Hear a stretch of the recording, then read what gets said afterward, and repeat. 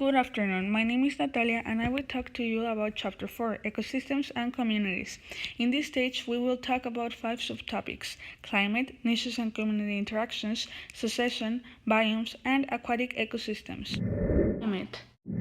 Okay, so weather and climate both involve variations in temperature, precipitation, and other environmental factors.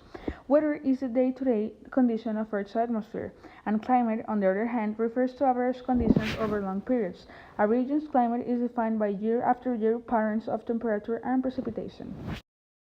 Now, talking about the factors that affect climate, global climate is shaped by many factors such as solar energy trapped in the biosphere, latitude, and the transport of heat by winds and ocean currents. The greenhouse effect is when so-called greenhouse gases function like glass in a greenhouse, allowing visible light to enter but trapping heat.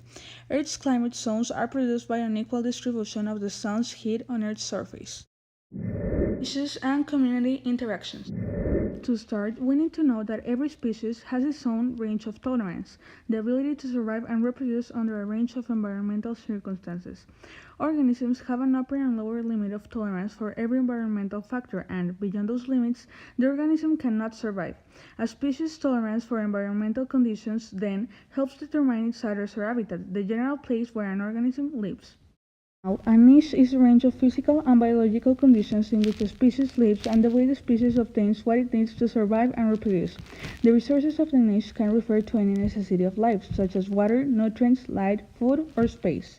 The physical aspects of the niche basically include all the abiotic or non-living factors an organism requires to survive, and the biological aspects of the niche include all the biotic or living factors an organism needs to survive.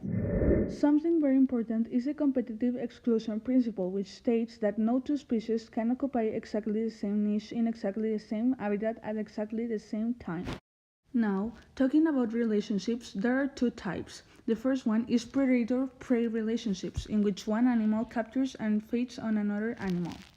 And then there is the herbivore-plant relationship, in which one animal feeds on producers. Finally, any relationship in which two species live closely together is called symbiosis. Biologists recognize three main classes of symbiotic relationships in nature: mutualism, parasitism, and commensalism. Succession. Ecological succession is a series of more or less predictable changes that occur in a community over time. There are two types of successions: primary and secondary. Primary succession is a succession that begins in an area with no remains of an older community. An example of this would be the formation of a new island. On the other hand, secondary succession is when a disturbance affects the community without completely destroying it. An example of this would be the renewal of a forest after a fire. The reason why succession occurs is because every organism changes the environment it lives in over time. Biomes. Biomes are described in terms of abiotic factors like climate and soil type, and biotic factors like plant and animal life. The major types of biomes we all should know by now are tropical rainforest, tropical dry forest, tropical grassland or savanna, desert, temperate grassland, temperate woodland and shrubland, temperate forest, northwestern coniferous forest, boreal forest, and tundra. In the image now displayed, we can see a map that shows the location of world's major biomes. Aquatic ecosystems. Water depth strongly influences aquatic life because sunlight penetrates only a relatively short distance through water. The sunlight region in which photosynthesis can occur is known as the photic zone, and below the photic zone there is the dark aphotic zone, where photosynthesis can't occur.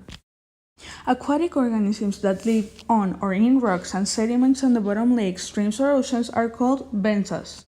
Aquatic habitats are warmer near the equator and colder near the poles. Now, talking about freshwater ecosystems, they can be divided into three main categories: rivers and streams, lakes and ponds, and freshwater wetlands.